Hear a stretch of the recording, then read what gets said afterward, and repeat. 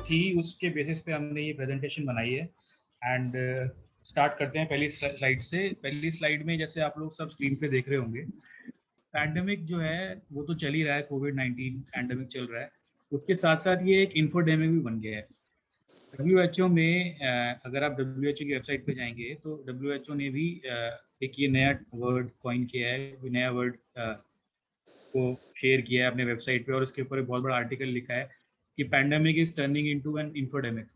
तो ज़्यादा रूमर्स फैल रहे हैं, ज़्यादा से ज़्यादा मिस इन्फॉर्मेशन फैल रही है, ज़्यादा से ज़्यादा व्हाट्सएप फॉरवर्ड्स फैल रहे हैं, गलत इन्फॉर्मेशन पहुंचाई जा रही है लोगों के थ्रू, लोगों के मोबाइल्स पे, सोशल मीडिया प्लेटफॉर्म्स पे। अभी हम लोग रोज़ अखबारों में पढ़ते रहते हैं कि नींबू नाक में डालने से कोविड-19 मर जाता है। ईस्टर्न यूपी का ही एक केस है जिसमें एक इंसान ने नाक में नींबू का ड्रॉप डाले और वो उसकी डेथ हो गई। उसको कुछ हुआ भी नहीं था और वो नाक में नींबू डालने से, ताकि वो कोविड से बच सके, उसकी डेथ हो गई। अभी थोड़े दिन पहले ही, कल ही शाम की एक न्यूज़ है जिसमें लोगों को इतना स्ट्रेस हो गया है कि आसपास की जो न्यूज़ इनको मिलती है, इंफॉर्मेशन मिलती है, उसको लेके इतने ज़्यादा स्ट्रेस्ड हैं कि अगर किसी को पता लग रहा है कि वो कोविड पॉजिटिव है या उनको पता लग रहा है कि वो कोविड-19 से इन्फेक्ट हो चुके हैं, तो बहुत ज़्यादा स्ट्रेस ले रहे हैं, क्योंकि इन्फॉर्मेशन इतनी गलत पहुंच चुकी है, इतना ज़्यादा नेगेटिविटी फैलाई जा रही है ऑनलाइन मीडिया प्लेटफॉर्म पे, सोशल मीडिया प्लेटफॉर्म पे, व्हाट्सएप के थ्रू, कि लोगों को बहुत स्ट्रेस हो रहा है और ज़्यादा से ज़्यादा लोग इससे इन्फेक्ट हो रहे हैं। लोगों को हार्ट अटैक्स आ रहे हैं, लोगों को स्ट्रेस हो रहा है, लोगों को स्ट्रोक्स हो रहे हैं, लोगों को हाइपरटेंशन हो रही है, ये सब मैसेजेस पढ़ के, मैसेजेस इन्फॉर्मेशन सुन के। तो ये जो चार्ट है, ये आपकी स्क्रीन पे जो चार्ट है, इस चार्ट में क्या दिखा रहे हैं, ये जो डॉट्स बनी हुई है, रेड डॉट्स जो बनी हुई हैं, these are number of people. तो एक इंसान अगर इंफॉर्मेशन स्प्रेड करता है, एक इंसान अगर इंफॉर्मेशन स्प्रेड करता है, तो तीन लोगों में एटलीस्ट उन्होंने स्प्रेड करी इंफॉर्मेशन, उसने 3 लोगों में इन्फॉर्मेशन स्प्रेड करी। अब 3 में से 2 ने आगे और फॉरवर्ड कर दी वो इन्फॉर्मेशन, वही मिस इन्फॉर्मेशन थी, उसके अंदर कोई क्रेडिबिलिटी नहीं थी, उसके अंदर कोई ऑथेंटिसिटी नहीं थी, उन्होंने आगे स्प्रेड कर दी। और ये जो रेड में आप देख रहे हो, ये ऐसे करते करते करते करते बहुत सारे लोगों में वो मिस इन्फॉर्मेशन स्प्रेड हो गई। मतलब कोई रूमर ही हुआ, वो वैलिडेटेड कोई इन्फॉर्मेशन नहीं है, कोई ऑथेंटिक इन्फॉर्मेशन नहीं है, but that one person started it to forward it on WhatsApp और मोबाइल प्लेटफॉर्म्स या फिर सोशल मीडिया प्लेटफॉर्म या फेसबुक या Twitter, and that spreaded into so many people. ऐसे ही वायरस काम करता है। वायरस कैसे काम करता है? एक बंदे से 3 ससेप्टेबल हो जाते हैं। 3 में से एक इंसान अगर सारे कोविड प्रोटोकॉल्स फॉलो कर रहा है और सब कुछ सेफ्टी हाइजीन स्टैंडर्ड्स को मेंटेन कर रहा है, तो वो बच जाएगा। लेकिन जो 2 लोग हैं जिन्होंने कोविड प्रोटोकॉल्स को फॉलो नहीं किया, जो नेग्लिजिएंट थे सारे प्रोटोकॉल्स, जो जितने भी सेफ्टी प्रिकॉशंस वगैरह लेने होते हैं वो नहीं लिए, वो भी इन्फेक्ट हो गए, फिर उन्होंने आगे इन्फेक्ट करते गए और ऐसे चेन बनती चली गई। तो what is important is that हमारे को इस चेन को तोड़ना है, both in terms of negativity which is spreading through WhatsApp और social media, also in terms of infection which is spreading. ठीक है, तो बिना किसी सोर्स को जाने, बिना किसी ऑथेंटिक ऑथर को जाने, किसी क्रेडिबल सोर्स को जाने, हम लोग ऐसे ही मैसेजेस फॉरवर्ड करते रहते हैं। उससे क्या हो रहा है? उससे ज़्यादा लोग परेशान हो रहे हैं। नेक्स्ट स्लाइड जो है ये, इसमें ये बताया गया है WHO के थ्रू कि कैसे। शिवम, मैं इस हाँ स्लाइड जी, पे थोड़ा बोलना चाहूंगी pandemic yes and ma'am, infodemic पे। यस मैम, मतलब कि ये जो आप स्लाइड में देख रहे हैं कि एक रेड डॉट के आगे शिवम ने 2 लाइंस डाली हैं, 2 के आगे मल्टीपल लाइंस बन गए हैं।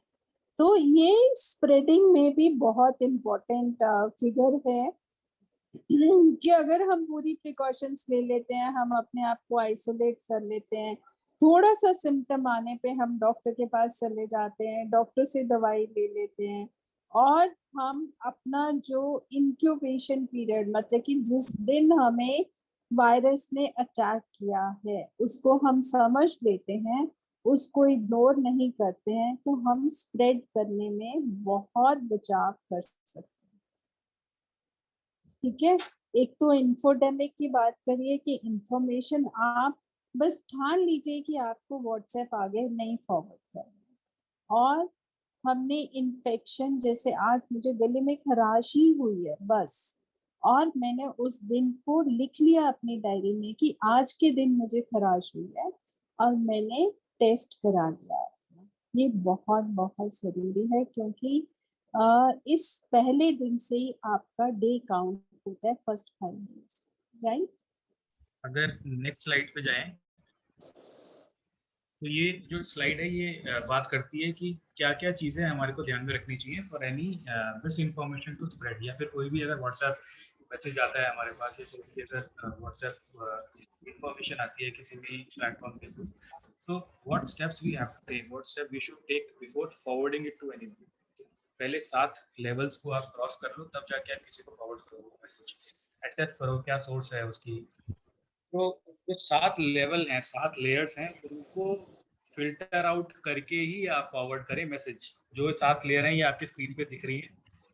इन स्क्रीन पे पहला स्टेप तो ये है कि आप सोर्स को आइडेंटिफाई करो, कहाँ से आपको मैसेज आया है। आपके फैमिली से भी व्हाट्सएप आता है, आपके फ्रेंड से भी व्हाट्सएप आता है, उनसे उनसे भी पूछो कि भाई तुम्हारे को किसने दिया है, ये मतलब ये वैलिडेटेड इन्फॉर्मेशन है या नहीं।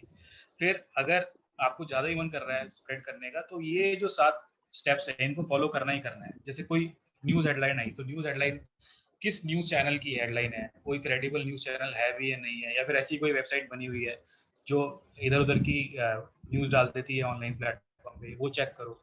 जो ऑथर है उस आर्टिकल का या फिर उस न्यूज़ का या फिर उस इंफॉर्मेशन का, वो ऑथर कौन है, उसकी कोई क्रेडिबिलिटी है या नहीं है। आप डेट चेक करो, कई बार कुछ पुरानी न्यूज़ फ्लैश होती रहती हैं नोटिफिकेशंस में।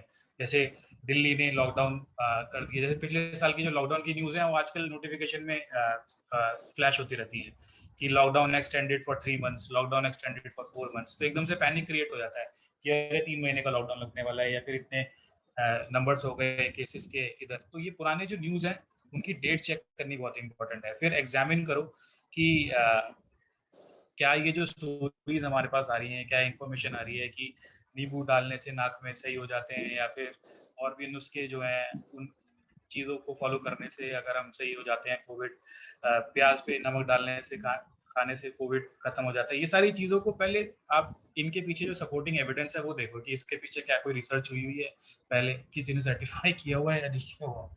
तो ये सारी चीज़ें करने के बाद, अपने बायसेस को खत्म करने के बाद, फैक्ट को चेक करते हुए ही तभी आप आगे बढ़ो। मिस इन्फॉर्मेशन को अगर आप तक आई है तो उसको आगे ना बढ़े। तो पहला तो ये समझना हमारे को बहुत ज़रूरी है। Ma'am, you want to add? मैं एक एग्जांपल देना चाह रही हूँ कि एक तो एग्जांपल शिवम ने नींबू का दिया है। एक एग्जांपल ये भी था कि नॉस्ट्रिल्स में ऑयल लगाने से भी कोविड इफेक्ट नहीं करता। तो मेरा गलती से हाथ लग गया और मेरा एक बहुत इम्पोर्टेंट ग्रुप है प्रोफेशनल्स का, उसमें चला गया मैसेज।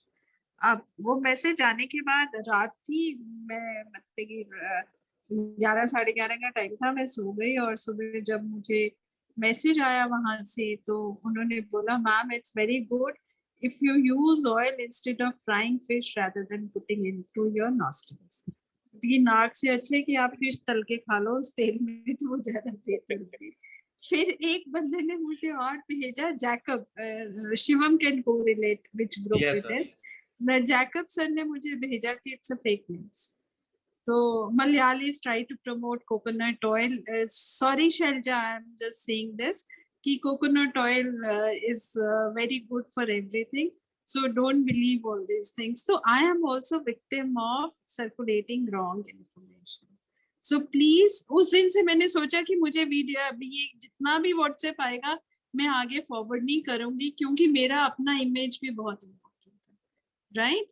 तो प्लीज बी कॉन्शियस, क्योंकि आपका ट्रस्ट फैक्टर कम्युनिटी में टूट जाएगा अगर आप गलत इंफॉर्मेशन स्प्रेड करेंगे, राइट। लोग आपके पास आ रहे हैं सही इंफॉर्मेशन के लिए, अगर आप गलत इंफॉर्मेशन फॉरवर्ड करेंगे तो आपका ट्रस्ट लेवल नीचे चला जाएगा। That's what I just wanted. Next slide is कि कैसे हम लोग इस स्टेज तक आए। अभी जैसे सेकेंड वेव चल रहा है भारत में, तो कैसे इस स्टेज तक हम लोग पहुंचे। तो क्या है कि ऐसी जो महामारी है, ऐसी जो पैंडेमिक है, ऐसा जो वायरल इन्फेक्शन है, ये पहली बार तो हुआ नहीं है। ऐसे कई पैंडेमिक्स आए हैं पहले इतिहास में। और बहुत सारा नुकसान भी हुआ है, और उन चीज़ों से हमने कुछ सीखा नहीं, मतलब उन चीज़ों से बहुत कुछ हमने सीखा नहीं, और इसी वजह से हम लोग यहाँ इस लेवल पे सेकेंड वेव जो है भारत में वो आ गया है। अभी जैसे एग्जांपल लें, पहले 1918 में 1918 से लेके 20 तक भारत में स्पेनिश फ्लू का वो था, ये आप सभी लोगों ने पढ़ा होगा न्यूज़पेपर में, सोशल मीडिया पे, कि स्पेनिश फ्लू भी आया था आज से 100 साल पहले। उसमें भी ऐसा ही था कि जब पहली बार जब स्पेनिश फ्लू आया तो 1918 में, 1918 के साल की बात करें तो ज़्यादा नुकसान नहीं हुआ, और ज़्यादा केसेस भी नहीं हुए, ज़्यादा कैजुअलिटी भी नहीं हुई। फिर लोगों ने क्या किया, लोगों ने उसको हल्के में लेना शुरू कर दिया, नेग्लिजिएंट हो गए और सोचा कि अरे ये तो कुछ भी नहीं था, ये कोई बीमारी नहीं। 1920 में क्या हुआ कि second wave of Spanish flu आया, और अराउंड 1.7 करोड़ पीपल, 1.7 करोड़ जो लोग हैं वो मर गए थे स्पेनिश फ्लू से। They died due to Spanish flu in India. और उस टाइम पे इंडिया की पॉपुलेशन थी 25 करोड़।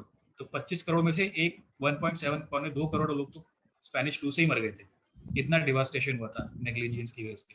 अब नेग्लिजियंस किस तरीके का है? नेग्लिजियंस है काफ़ी तरीके का, जो आजकल चल रहा है। काफ़ी सारे बिलीफ्स हैं, काफ़ी सारे आइडियोलॉजीज हैं, काफ़ी सब लोग व्हाट्सएप प्लेटफॉर्म से शेयर करते रहते हैं लोग इन्फॉर्मेशन। ये जो 3 बॉक्सेस हैं, इसमें मैं आपको बताता हूँ कैसे कैसे लोग, आप लोगों ने भी ऐसे, आपके पास, आपके आसपास भी बहुत सारे लोग हैं, हम खुद भी ऐसी बातें कर चुके हैं कि जैसे कोई प्रूफ नहीं है। काफ़ी लोग ये बोलते आए शुरू में, पिछले साल जब वायरस स्प्रेड हुआ 2020 में मार्च से, कि कोई प्रूफ नहीं है वायरस का, मतलब दिखता नहीं है। तो कैसे समझाया जाए ऐसे लोगों को कि माइक्रो ऑर्गेनिज्म जो होते हैं उस लेवल पे होते हैं कि उनको आंखों से नहीं देखा जा सकता, उनको एक टूल से देखा जा सकता है, माइक्रोस्कोप से देखा जा सकता है। तो ये मान लेना कि अगर वो दिख नहीं रहा है तो है ही नहीं, एग्जिस्ट ही नहीं करता, तो ये बहुत बड़ी नेग्लिजेंस है हमारे पार्ट पे। तो ऐसे बहुत सारे लोग हैं।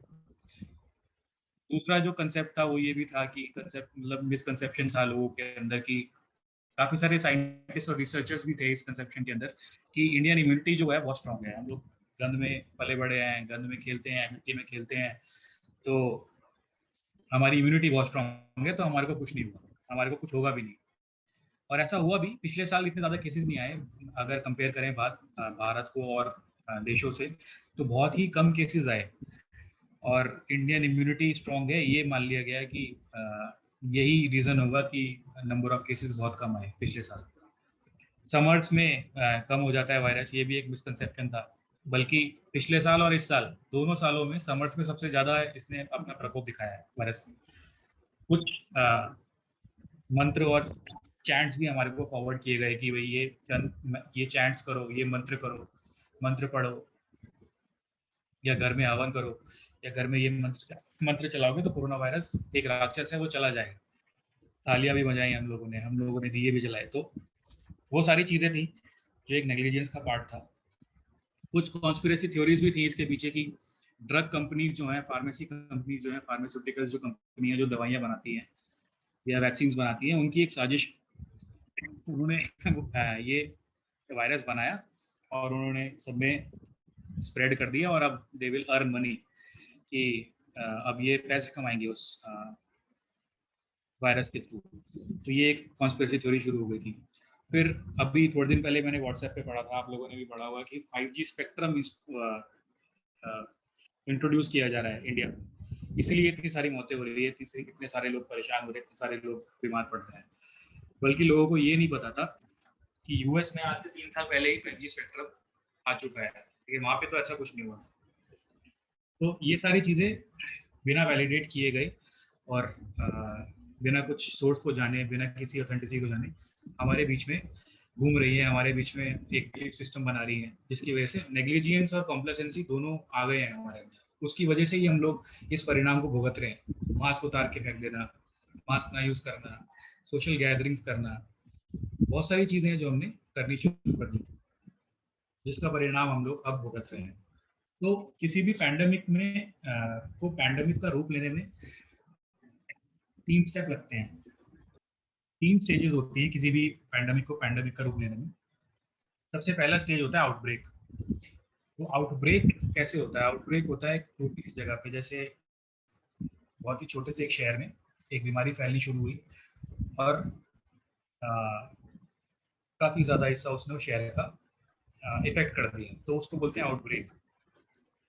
When the disease starts in a small area and it is limited to that area, it is called outbreak। तो किसी भी वायरस का अगर आउटब्रेक बोलेंगे तो वो एक सिटी से या किसी एक लोकेशन से लिमिटेड रहेगा। Next is epidemic. एपिडेमिक वो जब होता है जब सिटी से बाहर आ गया, स्टेट्स में आ गया और 2-3 स्टेट्स को चपेट में ले लिया, तो उस स्थिति को बोलते हैं कि अब ये एपिडेमिक का रूप ले लिया है इस वायरस ने।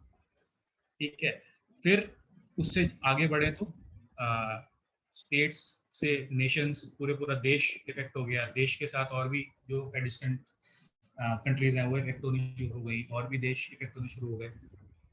तो ऐसे करते करते करते जब ग्लोबल लेवल पे वो वायरस फैल गया तो उसको बोलते हैं पैंडेमिक। स्वाइन फ्लू 2009 में ऐसे ही फैला था, जिसको पैंडेमिक का वो मिला था नॉमेनक्लेचर कि WHO ने उसको अनाउंस किया था कि ये एक पैंडेमिक है because it has spread globally. तो वुहान में ही ऐसे शुरू हुआ था as an outbreak. Wuhan China में एक सिटी है जहाँ पे ये आउटब्रेक शुरू हुआ, और क्योंकि ग्लोबलाइजेशन की वजह से सारे देश कनेक्टेड हैं, सारे मुल्क कनेक्टेड हैं, सारे कंट्रीज कनेक्टेड हैं, फ्लाइट्स आनी जानी, बहुत हाई इन्फ्लक्स ऑफ फ्लाइट्स होती है हर कंट्रीज की। तो ये स्प्रेड जो है वायरस का फैलता गया और WHO ने 2020 11 मार्च में इस वायरस को बोल दिया कि ये पैंडेमिक का रूप ले चुका है। इसका नाम है सार्स कोविड-2, जिसका पूरा अगर विश्लेषण करें तो severe acute respiratory syndrome corona virus 2। तो सार्स जो है, सार्स पहले भी आया था चाइना में, और ये उसका नया वर्जन है सार्स कोविड-2। तो ऐसे एक आउटब्रेक, ऐसे एक बीमारी एक आउटब्रेक बनती है, फिर पैंडेमिक होता है, फिर एपिडेमिक होता है, और फिर एक पैंडेमिक का रूप लेती है वो वैश्विक स्तर पर। डॉक्टर बब्बर, आप कुछ ऐड करना चाहते हैं इस स्लाइड पे? हमें ये मैसेज देना है कि ये नहीं है कि वो पैंडेमिक या एपिडेमिक आउटब्रेक है। हमें ये है कि इस बीमारी से हमें सबको मिलकर लड़ना है, और सबको मिलकर लड़ने के लिए एक हमें धारणा लानी है कि विल पावर सबके लिए है, और कोई बीमार हुआ तो उसको हमें सपोर्ट देना है। और वो विल पावर के लिए अगर किसी को जरा सा फीवर हुआ है, टायर्डनेस हुई है, हेडेक हुई है, या गले में दर्द हुई है, और उसको ड्राई कफ है, तो वो ये नहीं सोचे कि मुझे कोरोना नहीं हुआ, हो सकता है। तो उसके टेस्ट के लिए उसका टेस्ट करवाए, अगर वो टेस्ट है पॉजिटिव तो वो क्वारंटाइन कर ले 14 डेज के लिए, और अगर वो क्वारंटाइन नहीं करता तो वो स्प्रेड करेगा, और उसी के चक्कर में ये पैंडेमिक हुआ है। Thank you. मैसेज सबको क्लियर हो गया इस बात का? ये मैंने शुरू में भी ये कहा था, डॉक्टर बब्बर ने भी इसको रीट्रेट कर दिया है कि जैसे ही कुछ सिम्टम आए तो टेस्ट जरूर करा लेना चाहिए। अगर रिपोर्ट 3 दिन के बाद भी आ रही है तो पर आपको 3 दिन आइसोलेशन में ही रहना है जब तक आपकी रिपोर्ट नहीं आती है। ठीक है। और दूसरी बात ये भी है कि हमारा जो RT-PCR नहीं कर रहे, वो एंटीजन कर रहे हैं, और एंटीजन जो है वो फॉल्स नेगेटिव और फॉल्स पॉजिटिव भी आ सकता है। तो जो सबसे जरूरी टेस्ट जो है CB नेट जो है वो बहुत महंगा है। तो अगर आपको जरा से सिम्टम्स हैं तो गॉड से अपनी फैमिली और अपने एरिया के लोगों को बचाने के लिए अपने क्वारंटाइन करिए और दवाइयाँ खाइए। अगर 5 डेज में आपकी रिकवरी नहीं होती तो आप अपने पास के किसी डॉक्टर से जरूर संपर्क करें। अगर आपको कोई डॉक्टर नहीं है तो हमें रीड इंडिया में हमारे नंबर है, हमारे को कांटेक्ट कर सकते हैं। तो अभी हम लोगों ने बात करी कि क्या क्या स्टेजेस होती हैं, और डॉक्टर बब्बर ने भी ये एम्फेसिस किया कि आप लोगों को जैसे ही सिम्टम कोई पता लगता है कि जैसे मतलब बॉडी अपने आप इंडिकेशन दे देती है। जैसे ही आपको पता लगे कि आपकी तबीयत खराब है या बॉडी सही सिग्नल्स नहीं दे रही है तो आप लोग क्वारंटीन हो जाइए, अपना मेडिकेशन करिए। अगर डॉक्टर अवेलेबल है तो डॉक्टर के से कंसल्ट करिए, अगर नहीं अवेलेबल है तो डॉक्टर बब्बर का कॉन्टैक्ट सभी के पास है, इमीडिएटली आप उनको कम्युनिकेट करिए। आपके साथ जो भी दिक्कत है, आपके साथ जो भी प्रॉब्लम है, वो अपना बेस्ट पॉसिबल रिस्पॉन्स देंगे, आपको अपना बेस्ट पॉसिबल सजेशन देंगे, एडवाइस देंगे आपको कि क्या आगे आपको करना है। तो moving on to this slide जो आपके सामने है, इसमें लिखा है कि हम इस पैंडेमिक को कंट्रोल फेज में कब कैसे कैसे कंट्रोल करेंगे, मतलब सभी लोगों का ये एक सवाल होगा दिमाग में कि कैसे इसको कंट्रोल में, सिचुएशन कब कंट्रोल में आएगी, कैसे सब कुछ नॉर्मल होगा। तो उससे पहले कुछ थोड़े बेसिक प्रिंसिपल्स हैं जो हमारे को समझने पड़ेंगे, जो बेसिक कंसेप्ट हैं जो समझने पड़ेंगे for any virus, for any pandemic to get in controlled position. तो पहला तो है कि जब पैंडेमिक होता है तो उसको कंट्रोल करने के लिए एडिक्वेट मेडिकल इंफ्रास्ट्रक्चर की जरूरत पड़ती है। एडिक्वेट मेडिकल इंफ्रास्ट्रक्चर मतलब उससे रिलेटेड जो भी हमारे को medical equipment, medical supply, medicine और जितना भी इंफ्रा रिक्वायर्ड, जैसे ऑक्सीजन प्लांट्स, कॉन्सेंट्रेटेड इस बीमारी में चाहिए, जो कोविड-19 की बीमारी फैली हुई है, वो सब अधिक अधिक वो सब एडिकेट अमाउंट में, एडिकेट नंबर में हमारे पास अवेलेबल होने चाहिए। अभी क्या है, अभी जो सिचुएशन है वो आउट ऑफ कंट्रोल है, तो अभी कंट्रोल्ड फेज में नहीं है हम लोग। तो अब इसके लिए कंट्रोल फेज में आने के लिए मेडिकल इंफ्रा का रिक्वायरमेंट, मेडिकल इंफ्रा की अवेलेबिलिटी, मेडिकल इंफ्रास्ट्रक्चर की अवेलेबिलिटी सबसे इंपॉर्टेंट है। नेक्स्ट होता है एंडेमिक फेज। एंडेमिक फेज में क्या होता है कि जो नंबर ऑफ केसेस है देश में, कोरोना के जो नंबर ऑफ केसेस है वो एक्सेप्टेबल नंबर हो, जैसे और मेडिकल इंफ्रास्ट्रक्चर इतना हो कि उसको वो हैंडल कर सके। ठीक है, जैसे किसी सिटी में या किसी स्टेट में अगर 2000 केसेस है कोरोना के, तो वहाँ पे बेड्स उसको हैंडल करने के लिए कम से कम 3000 बेड्स हैं या फिर 4000 बेड्स हैं, ऑक्सीजन बेड्स हैं और मेडिकल सप्लाईज वगैरह सब कुछ है। तो वो एंडेमिक फेज में आ गया और वो एक बहुत बड़ा प्रॉब्लम नहीं होगा, वो एक बहुत बड़ी दिक्कत नहीं होगी, उसके लिए लॉकडाउन करने की जरूरत नहीं पड़ेगी, उसके लिए इतना रिस्ट्रिक्शन करने की जरूरत नहीं पड़ेगी, उसको हम आसानी से हैंडल कर सकेंगे सारे प्रिकॉशंस लेते हुए। फिर आती है स्टेज एक। ऐसे ही एंडेमिक में बहुत सारी बीमारियां आती हैं, जैसे डेंगू है, रेबीज है, चिकनगुनिया, लेप्रोसी, ये हर साल आती हैं, हर साल कुछ ना कुछ केसेस आएंगे और उनको हैंडल करने के लिए हमारे पास इतना सफिशिएंट मेडिकल इंफ्रास्ट्रक्चर है कि हम लोग इन बीमारियों को लिमिट कर सकें, कंट्रोल कर सकें और इनको डील कर सकें, इनके जो नंबर ऑफ केसेस है। तो ये हर साल आती है। जब हम एंडेमिक फेज में आ जाएंगे तो ये सारी सिचुएशन कंट्रोल हो जाएगी। नेक्स्ट आती है स्टेज एलिमिनेशन। तो किसी भी वायरस का एलिमिनेशन होना एक वो स्टेज है जब कोई भी केस ना हो, ऑलमोस्ट 0 केसेस हो पूरे देश में। कि कोविड-19 से, जैसे कोविड-19 का एग्जांपल ले तो कोविड-19 का एक भी केस नहीं है देश में, तब वो आती है एलिमिनेशन वाली स्टेज कि अब कोई भी केस नहीं है और मेडिकल इंफ्रास्ट्रक्चर जो डिप्लॉयड था उसके लिए, जैसे ऑक्सीजन बेड्स हो गए या फिर ऑक्सीजन प्लांट्स हो गए या फिर आईसीयू के बेड जो अलोकेट किए गए थे कोविड-19 के लिए, वो उनकी जरूरत अब कम है। मतलब जो डेडिकेट किए गए थे उस चीज के लिए उनकी जरूरत कम है क्योंकि केसेस ही नहीं है, केसेस 0 हो गए हैं। ऐसी एक बीमारी है जो इंडिया में बहुत फैली थी पहले, पोलियो, जो अब कम्प्लीटली एलिमिनेट हो चुकी है। WHO ने सर्टिफाई किया है इंडिया को कि यहाँ से पोलियो अब कम्प्लीटली एलिमिनेट हो चुका है क्योंकि इसमें ऑलमोस्ट 0 केसेस इंडिया में है पोलियो के। तो वो होती है एलिमिनेशन स्टेज। नेक्स्ट स्टेज होती है इरेडिकेशन स्टेज। इरेडिकेशन स्टेज क्या होती है? इरेडिकेशन स्टेज वो होती है जब विश्व स्तर पे, ग्लोबल लेवल पे एक भी केस ना हो, ऑलमोस्ट 0 केसेस हो उस बीमारी के, तो वो होती है इरेडिकेशन स्टेज पूरे देश से, पूरे विश्व से। उसके लिए क्या जरूरत है? उसके लिए कंसोर्टियम बनाने की जरूरत है, उसके लिए ग्लोबल कॉपरेशन करने की जरूरत है, पुअर कंट्रीज हैं जहाँ पे वहाँ पे वैक्सीन भेजने की जरूरत है। मतलब बहुत सारे डेलिबरेट एफर्ट करने पड़ते हैं उस स्टेज पे आने के लिए, इरेडिकेशन पे आने के लिए। और आज तक सिर्फ एक ही बीमारी ऐसी है जो कंप्लीटली इरेडिकेट हुई है, वो है स्मॉल पॉक्स। तो अभी स्मॉल पॉक्स के अलावा ऐसी कोई बीमारी नहीं है जो कंप्लीटली इरेडिकेट हुई है पूरे विश्व स्तर पे। हेलो, हाँ जी sir. Actually I want to add, जो आपने बोला बिल्कुल सही कहा। एंडेमिक का मतलब होता है कि आपके देश में जहाँ कम्युनिटी में आप रह रहे हैं वहाँ आपको ऐसे केसेस मिल रहे हैं कि जो कोरोना के हैं और आपके पास उतना बेड इंफ्रास्ट्रक्चर है, मेडिकल इक्विपमेंट है कि आप उसको केयर कर सकते। वो तो हो गया एंडेमिक। एपिडेमिक होता है कि number of cases increase suddenly and in a particular race.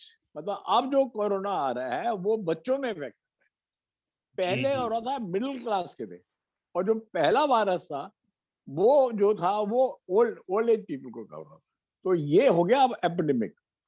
When it cross all over country and all over world, it is called pandemic. Elimination का मतलब होता है कि आपने कोरोना केसेस को केवल विजय पा ली, ऑक्सीजन सिलेंडर नहीं, केसेस में विजय पाई। कि मैं से केसेस को खत्म किया बिकॉज ऑफ द ट्रांसमिशन, आपने उसको ट्रांसमिशन को रोका। उसके बाद इरेडिकेशन होता है कि when you don't see any case for 2 years all over world, it is called eradication. Small pox में लास्ट केस वो था, वो बांग्लादेश में मिला था लास्ट केस। उसके बाद इंडिया जो से 2 साल बाद बांग्लादेश में था, वो भी खत्म हो गया। तो 77 में द वर्ल्ड में it was called eradicated face of small pox. Polio का अभी केस है, साउथ ईस्ट एशिया में है, इंडिया फ्री हो गई। ये जो सार्स वाला है, ये म्यूटेंट वायरस है, आरएनए वायरस। इससे आपको बचना इसलिए है कि ये अपनी जो शेप है, शक्ल है, बदल देता है। पहले वो 60 years में कर रहा था, फिर उसने 45 के लोगों को करना शुरू किया। अब लेस देन 18, 10 साल के, 5 साल के बच्चों को भी कोविड है। तो इसके लिए प्रिकॉशन लेनी बहुत जरूरी है। नेक्स्ट, आप चलिए। Thank you sir, thank you so much sir for adding. बहुत ही मतलब वैल्यूएबल इंफॉर्मेशन दी है सर ने अभी, जिसमें उन्होंने बताया कि क्योंकि ये म्यूटेंट हो चुका है, इसलिए बहुत ज़्यादा प्रिकॉशन लेने की ज़रूरत है हमारे, और बहुत ज़्यादा केयर करने की ज़रूरत है, बहुत ज़्यादा सतर्क रहने की ज़रूरत है इस वक्त। तो अभी जैसे हम बात कर रहे हैं कि सब लोगों के ये सवाल है कि ये कब ख़त्म होगा, कोविड-19 कब ख़त्म होगा। तो जैसे अभी इरेडिकेशन के बारे में बात करी कि इरेडिकेशन तो पॉसिबल ही नहीं है अभी for the next 100 years, because global level पे एक भी केस ना आए फॉर 2 years या 3 years, it's a distant dream. मतलब ये एक सपने जैसा है, ऐसा तो हो ही नहीं सकता, बिकॉज वैक्सीन की जो इफेक्टिवनेस है वो भी एक बहुत बड़ा क्वेश्चन है। अभी जो वैक्सीन बन रही हैं उसके ऊपर भी एक क्वेश्चन है, क्योंकि जो उनकी वैलिडिटी है, जो एंटीबॉडीज देती हैं बॉडी में जब इंजेक्ट होती है, तो 3 to 6 month है और 6 to 8 months है। उसके बाद भी ऐसे प्लान्स बन रहे हैं नेशनल लेवल पे, ग्लोबल लेवल पे, कि फॉर 5 years हर साल। जो हम ये नहीं किसी को कह सकते कि नहीं होगा, खत्म होगा, पर ये है कि वो कब होगा वो हमें वेट करना है। इट विल गो, ये नहीं है कि it will not go, it will definitely go within a year और so. So this message should be there कि be positive and remain positive. Right, बिल्कुल सर, बिल्कुल। तो हम लोग इरेडिकेशन शिवम, इधर मैं डॉक्टर बब्बर, मैं यहाँ पे सिर्फ ये ऐड करना चाहूंगी कि चला तो जाएगा वो है, पर जाने के लिए जो हमारी अपनी जिम्मेदारियां हैं उनको समझने की बहुत जरूरत है। हम सरकार को, हम बाकी के सारे देशों को ब्लेम ना करते हुए हम अपने आप को कैसे संभाल के रख सकते हैं, अपने समुदाय को कैसे संभाल के रख सकते हैं, वो बहुत जरूरी है समझ बनाने। Very right, you are very right. ठीक है, कंटिन्यू शिवा। सो ये जो इरेडिकेशन है, अभी जैसे डॉक्टर बब्बर ने बताया कि जाएगा, थोड़ा टाइम लेगा, and it is our collective responsibility कि हम लोग मिलके काम करेंगे तो बिल्कुल खत्म हो जाएगा। एलिमिनेशन का जो स्टेज है, एलिमिनेशन में क्या होता है कि इंडिया में एलिमिनेशन स्टेज जब आएगी, जब यहाँ पे इंडिया में एक भी केस नहीं रहेगा कोरोना वायरस का।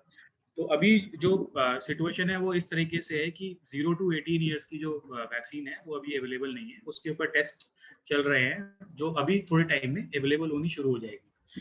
वैक्सीन अवेलेबल हैं 67% ऑफ द पॉपुलेशन के लिए। जो 0 to 18 ईयर में अभी हम लोग कोवैक्सीन को ट्रायल दे रहे हैं, कोवैक्सीन का ट्रायल शुरू हो चुका है, और हो सकता है कि Covaxin will definitely work, and और लेस देन 60 years में हम उनको वैक्सीन दे देंगे within the 1 month। So the hope is there. अब यू कांट से कि वो वैक्सीनेशन नहीं है, और जो नई वैक्सीन आएगी स्पुतनिक, वो भी काम कर सकती है। अभी हमारी Covaxin will definitely work. So trial शुरू हो चुके हैं 0 to 18 years की। पर डॉक्टर बब्बर, मेरा एक क्वेश्चन है यहाँ पे, क्योंकि इंडिया की पॉपुलेशन इतनी ज्यादा है, यूथ ही 67% है, तो 18 से 45 साल के लोगों को भी लगेगी और साथ साथ बच्चों को भी लगनी शुरू हो जाएगी। तो क्या इतना प्रोड्यूस हम कर लेंगे वैक्सीन का कि हम सबको लगा दें? आपका क्वेश्चन बिल्कुल सही है। हमें अगर 51% लोगों को हिंदुस्तान में अगर इंजेक्शन दे देंगे तो हमारी हर्ड हम्म। इम्यूनिटी आ जाएगी। अभी तक हमने 19% किए, 19। अच्छा। हम 51 में 51 में पहुंच जाएंगे तो हमारी हर्ड इम्यूनिटी आ जाएगी, तो डर खत्म हो जाएगा। तो सर 51% में पहुंचने के लिए कम से कम हमें साल लग जाएगा? नहीं, 6 मंथ्स में, क्योंकि अब 6 वैक्सीन बहुत months में। तेजी से प्रोड्यूस हो रही है और वैक्सीनेशन अच्छा, शुरू हो गया, विद इन 6 मंथ ठीक है, कंट्रोल हो जाएगा। ठीक है सर, ठीक है। और गांवों में भी पहुंच जाएंगे? गांव में भी पहुंच जाएगी। चलो ठीक है Shivam, let's move to next slide. जो डॉक्टर बब्बर कह रहे हैं वही हम नेक्स्ट स्लाइड पे प्रोजेक्ट कर रहे हैं। हर्ड इम्यूनिटी कैसे बनेगी? So this slide is on herd immunity. अभी जैसे डॉक्टर बब्बर ने बताया कि हर्ड इम्यूनिटी ही एक तरीका है इस वायरस को कम्प्लीटली इरेडिकेट करने का। जब 51% से ज़्यादा लोग हमारे देश में एंटीबॉडीज उनके शरीर में होंगी तो वायरस का जो इम्पैक्ट है एकदम खत्म होना शुरू हो जाएगा। तो जैसे आप ये डायग्राम देख पा रहे होंगे, के अंदर लेफ्ट में अगर देखें, ये जो 3 ट्रायंगल्स बने हुए हैं, इसमें अगर लेफ्ट में देखें तो ये कोरोना वायरस का इन्होंने सिंबल दिखाया हुआ है इस डायग्राम में। एंड ये जो हेक्सागन्स है, ये हेक्सागन्स क्या होंगे? हेक्सागन्स है लोग, ठीक है। ये जो हेक्सागन बने हुए हैं तो वायरस इंट्रोड्यूस, और ये जो पूरा एक क्लस्टर है ये है कम्युनिटी, ठीक है। तो वायरस जैसे ही किसी एक को हुआ कम्युनिटी में तो वो स्प्रेड होता चला गया, क्योंकि उससे रिलेटेड कोई एंटीबॉडी थी नहीं बॉडी में, तो वो वायरस इन्फेक्ट करता चला गया, सभी लोग इन्फेक्ट हो गए। जो 2-3 लोग बचे हैं वो लोग हैं उन्होंने सारे कोविड जो जो मतलब ज़्यादा सोशल नहीं है, ज़्यादा बाहर नहीं जाते, लेकिन इनको भी एक टाइम पे आके हो जाता है। तो जब सबको हो जाएगा तो धीरे धीरे करके लोग ठीक होने शुरू हो जाएंगे। जब आप नेक्स्ट सेकंड ट्रायंगल में आओगे तो उसमें देखोगे कि ग्रे वाले जो हेक्सागन है उसमें जो ग्रे दिखा रहे हैं हेक्सागन्स, उसमें ये दिखा रहा है कि ये रिफ्लेक्ट कर रहा है कि ये लोग ठीक हो रहे हैं और ये लोग अपने बॉडी में एंटीबॉडीज बनाना शुरू कर दी है। और जो रेड नंबर का जो रेड वाले जो हेक्सागन्स है वो कम होने शुरू हो गए हैं। जब लास्ट वाला देखेंगे तो ग्रे वाले जो हेक्सागन्स है वो बढ़ने शुरू हो गए और रेड वाला जो हेक्सागन है वो कम होता चला गया। इसका मतलब ये है कि जब वायरस बॉडी में घुसता है तो it is an antigen, antigen के अगेंस्ट भी बनती है एंटीबॉडीज, ठीक है। जब एंटीबॉडीज बन जाएंगी तो वायरस उस टाइप का जो वायरस है वो उस बॉडी में नहीं घुसेगा। एंटीबॉडीज बन जाएंगी तो उस टाइप का वायरस बॉडी में नहीं घुसेगा और आपको इन्फेक्ट नहीं करेगा।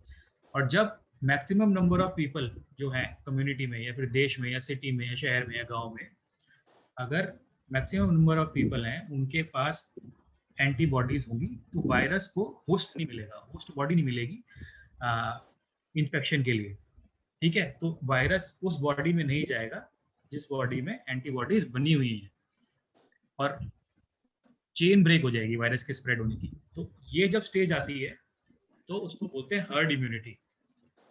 तो कोविड-19 से रिलेटेड हर्ड इम्यूनिटी है। हर्ड इम्यूनिटी हर डिजीज की अलग अलग परसेंटेज होती है। नहीं, मैं आपको बताता हूँ कि जो ट्रांसमिशन होता है एजेंट, वायरस, एनवायरनमेंट, जो आपका एरिया है, एंड द होस्ट, अगर इसमें से एक को ब्रेक करेंगे, हम होस्ट तो ब्रेक नहीं कर सकते, हम एजेंट को ब्रेक कर सकते हैं, एनवायरनमेंट को कर सकते हैं।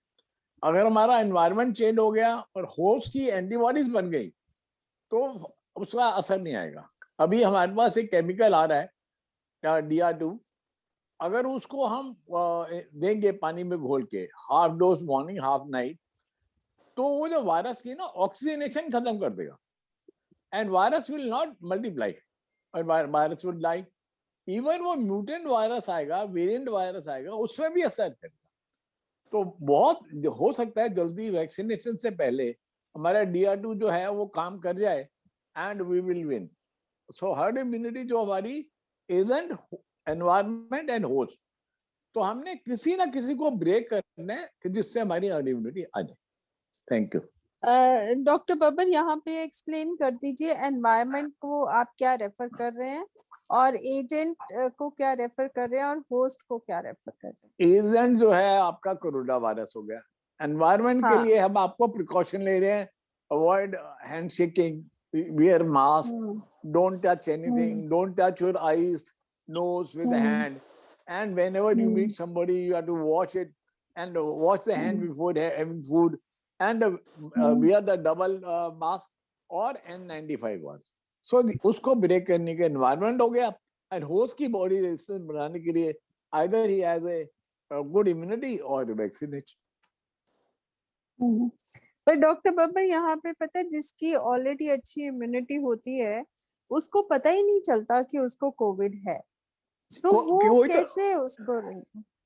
अगर आपको जरा सा भी सिम्टम है, जैसे ड्राई कफ है, लो ग्रेड टेम्परेचर है, या टायर्डनेस हो गई बॉडी में, कमजोरी या थकावट आ गई है, दैट मीन्स उसको आ गया है, वो एसिम्प्टोमेटिक है एंड इज ए कैरियर। तो अगर वो अपने आप को क्वारंटाइन कर देगा 14 डेज के लिए, तो ये ब्रेक हो जाएगा। तो मैंने आपको बताया ना, एनवायरनमेंट को ब्रेक कर देगा।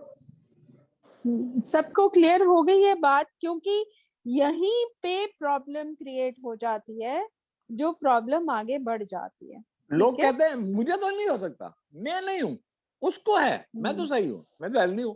नो, अगर आपको जरा से भी सिम्टम है तो अपने आप को क्वारंटाइन कर दीजिए।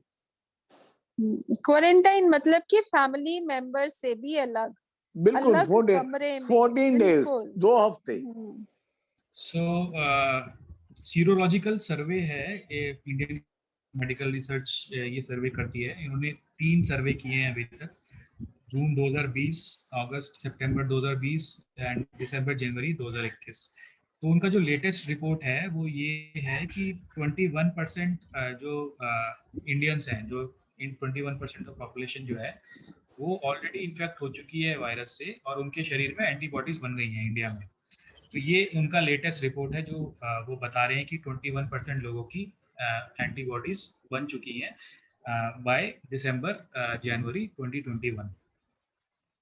फिर दिल्ली में जो सर्वे हुआ है वो उसमें बता रहे हैं कि जनवरी तक 56% जो लोग हैं दिल्ली के, वो इन्फेक्ट हो चुके थे और उनकी एंटीबॉडीज बननी शुरू हो गई थी। उसके बाद आया सेकेंड वेव, अभी जो सेकेंड वेव चल रहा है, तो सेकेंड वेव में ये जो परसेंटेज है ये इंक्रीज होकर 70% के आसपास पहुंच जाने का एक एस्टिमेट बनाया था इस रिपोर्ट में, कि 70% के आसपास लोग एंटीबॉडीज बना चुके होंगे। तो दिल्ली में या फिर मुंबई में या फिर मेट्रो सिटीज में जहाँ पे ये जो सेकेंड वेव्स आ रहे हैं, तो वहाँ पे जो एंटीबॉडीज बन रही हैं लोगों की, या फिर जो लोग ज़्यादा से ज़्यादा वैक्सीनेशन कर रहे हैं, वहाँ पे इस चेन को ब्रेक करने का एटमॉस्फेयर बनना शुरू हो गया है। जो वायरस के स्प्रेड होने का जो एटमॉस्फेयर है, जैसे एनवायरनमेंट बता रहे थे डॉक्टर बब्बर, वो एक एनवायरनमेंट का जो चेन है वो ब्रेक होनी शुरू हो जाएगी अभी थोड़े टाइम में। लेकिन कॉज ऑफ कंसर्न क्या है? कॉज ऑफ कंसर्न ये है कि गांव के स्तर पे, गांव में ये सब चीज़ें नहीं हुई। गांव में अभी वायरस फैलना शुरू हुआ है, गांव में टेस्टिंग भी नहीं हो रही है, गांव में टेस्टिंग किट्स भी नहीं है, गांव में इंफ्रास्ट्रक्चर की बहुत बड़ी कमी है। तो और बहुत ज़्यादा रिसोर्स क्रंच भी है गांव में, अवेयरनेस की भी बहुत कमी है। तो सबसे ज़्यादा जो कंसर्न है, पर 60% से ज़्यादा पॉपुलेशन जो इंडिया की है वो विलेजेस में रहती है। तो ये जानना बहुत ज़रूरी है, इस चीज़ को दिमाग में रखना बहुत ज़रूरी है कि सबसे ज़्यादा इम्पोर्टेंट जो अभी है, जिन लोगों को हमारे को अवेयर करना है, जिन लोगों को हमारे को सेंसिटाइज करना है, वो सब गांव में रह रहे हैं लोग। ठीक है, तो रूरल एरियाज में हमारे को ज़्यादा से ज़्यादा इंफॉर्मेशन स्प्रेड करनी है, ज़्यादा से ज़्यादा अवेयरनेस करनी है इस चीज़ के बारे में। शिवम, मैं यहाँ पे 1 मिनट एग्जाम्पल दे दूं अपना, है ना? इधर मैं बताना चाह रही हूँ कि हमारा ड्राइवर गांव से आता है, तो हम जब सेकंड डोज वैक्सीनेशन की लगवाने गए तो ड्राइवर हमें लेके गया, और ड्राइवर ने यही कहा कि मैं तो हट्टा कट्टा हूँ, मैं तो जिम करता हूँ, मैं तो बाजरे की रोटी खाता हूँ, घर में भैंसे हैं, देसी घी है, मुझे तो हो ही नहीं सकता। पर उसको फीवर था जो उसने हमसे छिपाया, और हम जब वैक्सीनेशन लगवा के आए तो हमारी इम्यूनिटी लो हो जाती है। तो हमारी इम्यूनिटी लो थी, हमने ड्राइवर से कैच कर लिया, मेरी डॉटर इन लॉ ने भी कैच कर लिया, तो हम तीनों घर पे मतलब कि पॉजिटिव हो गए। हालांकि उस समय इतना रश था कि रिपोर्ट नहीं आ रही थी विद इन 1 or 2 days, तो हमने अपने आप को क्वारंटाइन कर लिया। तो रूरल एरियाज में ये मिथ है कि मैं तो बहुत हट्टा कट्टा हूँ, मुझे तो हो ही नहीं सकता। तो ये मिथ को भी ब्रेक करने की जरूरत है और ये मैसेज बहुत क्लियरली चले जाना चाहिए। मैं बार बार इस पे एम्फेसाइज कर रही हूँ कि छोटे से छोटा सिम्टम भी आप अपने आप को प्रोटेक्ट करेंगे और आप अपने 10 परिवार के लोगों को भी, आस पड़ोस को भी प्रोटेक्ट करेंगे। अगर आप ये समझ जाते हैं, आपके बॉडी में अलार्म आ रहा है, तो आप अपने आप को आइसोलेट कर लीजिए प्लीज। जी गुड आफ्टरनून मैम, मैं अकबर बोल रहा हूँ रामपुर से। हाँ जी अकबर जी मैम, मेरा एक क्वेश्चन है। ये जो हमारे सामने स्लाइड है इसमें लिखा हुआ है कि 21.4% जो है ऑलरेडी इन्फेक्टेड और उनकी एंटीबॉडीज बन गई हैं। तो मैं ये पूछना चाह रहा था कि इनकी एंटीबॉडीज वैक्सीनेशन के थ्रू बनी या फिर विदाउट वैक्सीनेशन ऑटोमेटिकली बनी? नहीं, इनको जब कोविड हो गया तो अंदर एंटीबॉडीज बन गई ना। तो इसका मतलब जिसको कोविड हो जाता है उसके अंदर एंटीबॉडीज ऑटोमेटिकली बन जाती हैं? हाँ, doctor Babar correct me if I am wrong, antibodies बन जाती है। You are right. जब किसी को इन्फेक्शन होता है उसकी एंटीबॉडीज बनती है, और जिसको नहीं होता इन्फेक्शन उसी लिए वैक्सीनेशन कर रहे हैं। कोविशील्ड जो है आपकी, कोविशील्ड हमारी लाइव वैक्सीन है और कोवैक्सीन हमारी किल्ड वैक्सीन है। उसका मतलब है कि जिनके हमारा इन्फेक्शन नहीं हुआ उनको वैक्सीनेशन दे रहे हैं, उनके अंदर एंटीबॉडीज बन जाए, सो दैट वो जो उनका हार्ड इम्यूनिटी में उनका इन्वॉल्वमेंट आ जाए। उस हार्ड इम्यूनिटी को इंक्रीज करने के लिए वैक्सीनेशन कर रहे हैं। जी सर। तो दो ही तरीके हैं बचने के, या इंजेक्शन या प्रोटेक्शन। यस राइट, तो यस, ये चीजें आप देख लीजिए। ठीक है, हाँ ठीक है। Thank you ma'am, thank you sir. तो ये स्लाइड जो है वो थोड़ा सा मैं एक्सप्लेन कर देता हूँ क्या है इस स्लाइड में। कि ये बता रही है कि हार्ड इम्यूनिटी हम लोग की बात कर रहे हैं कि हम हार्ड इम्यूनिटी कैसे अचीव करेंगे वैक्सीनेशन के थ्रू, वैक्सीन लगवा के। तो अभी जो सिचुएशन है वो ये है, जो क्लियर पिक्चर अभी मैं दिखाने की कोशिश कर रहा हूँ यहाँ पे, जो लेफ्ट में टेबल है वो दिखा रही है कि 0 से 18 साल के जो लोग हैं, फ्रॉम 0 to 18 ईयर्स जो पॉपुलेशन है वो 33% है, जो है 45 करोड़ लोग। 18 to 45 जो लोग हैं वो 42% लोग हैं, दैट इज 59 करोड़। 45 to 60 जो पॉपुलेशन है, 45 to 60 ईयर्स की जो पॉपुलेशन है वो 15% है पॉपुलेशन का, जो 20 करोड़ के आसपास लोग हैं। और 60 प्लस जो है वो 10% है पॉपुलेशन का, जो 13.7 करोड़ के आसपास लोग हैं। अभी अगर 18 to 45 या 18 to 60 प्लस साल के लोगों को अगर काउंट करें तो that chunk is 67% of the population, that is total 93 crore people. 93 crore लोगों को हमारे को वैक्सीनेशन करवाना है। अभी 0 to 18 वाले जो लोग हैं, जो 0 to 18 एज ग्रुप में है, उनके लिए भी वैक्सीन के ट्रायल शुरू हो जाएंगे, तो वो भी इस वैक्सीनेशन ड्राइव में इंक्लूड हो जाएंगे। बट एट प्रेजेंट जो हमारे को वैक्सीनेशन है उसको अगर लेके चले तो हमारे को 93 करोड़ लोगों को वैक्सीन लगानी है। अब 93 करोड़ लोगों को अगर वैक्सीन लगानी है तो 186 करोड़ डोज होने चाहिए, बिकॉज एक बंदे को 2 डोज लगेंगी। ठीक है, and if we calculate wastage, जो 6.5% के आसपास वेस्टेज होती है वैक्सीन बनाने में, वैक्सीन प्रोड्यूस करने में, और वैक्सीन के यूजेज में 6.5 करोड़ के आसपास 6.5% के आसपास जो डोजेज हैं वो खराब हो जाती है। तो एग्रीगेट हमारे को जो टोटल बनानी पड़ेंगी वैक्सीन, जो करनी पड़ेंगी या एक्वायर करनी पड़ेंगी या प्रोक्योर करनी पड़ेंगी, वो है 200 crore vaccine doses. 200 crore vaccine doses we need to have to at least vaccinate 93 crore population. ठीक है, इसमें 16 करोड़ जो डोजेस हैं वो लग चुकी हैं और 184 करोड़ हमारे को डोजेस और रिक्वायर्ड है। एनुअल प्रोडक्शन कैपेसिटी जो है इंडिया में 2 ऐसी कंपनी है, एक तो भारत बायोटेक और सीरम इंस्टीट्यूट ऑफ इंडिया, जहाँ पे ये वैक्सीन प्रोड्यूस होती हैं, और दोनों मिला के 100 से 130 करोड़ के आसपास डोजेस बना सकती हैं एनुअल लेवल पे। ठीक है, और वो साल की प्रोडक्शन है उनकी, मतलब 12 महीने अगर वो प्रोडक्शन करेंगे तो 100 से 130 करोड़ डोजेस बना सकते हैं ये दोनों मिलके।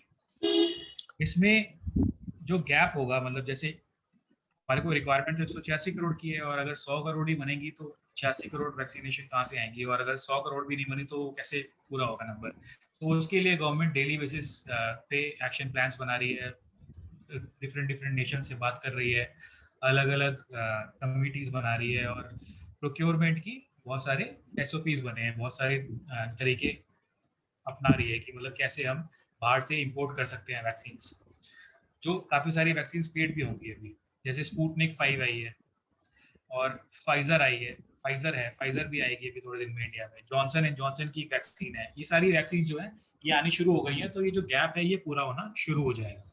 And according to SBI study, SBI के जो इकोनॉमिस्ट हैं, कुछ एक इकोनॉमिस्ट पैनल होता है उनका जो रिसर्च करते हैं, तो वो उन्होंने बताया है कि अगर हम 15% ऑफ पॉपुलेशन को दोनों डोजेस दे देंगे, दैट इज 21 करोड़ पीपल, तो हम बाय अक्टूबर 2021 तक हम लोग एंडेमिक फेज में आ जाएंगे। दैट मीन्स दैट हमारे पास इस सिचुएशन का पूरा कंट्रोल होगा, और हम एक नॉर्मलसी की तरफ बढ़ना शुरू कर देंगे, और बहुत ही अच्छी पोजीशन में होंगे, and that is possible by October 2021। So this is a good news. मैं आपको ऐड करना चाहता हूँ। हेलो, हाँ जी डॉक्टर बब्बर ऐड हेलो, करिए। हाँ जी सर, हाँ जी। ये जो हमारी मेन पॉपुलेशन ना, जो 0 to 18 है, 34%, that is very important. The moment we start vaccinating them, तो हमारी अचीवमेंट बहुत अच्छी हो जाएगी। और दूसरा, अगर हमारी जो ऑन मैन्युफैक्चरिंग है वो हमारे 51% को क्रॉस कर सकती है। हमारे साथ साथ सबको पैनिक है, हिंदुस्तान से, रशिया को भी है, अमेरिका को भी है, चाइना को भी है, कनाडा से भी।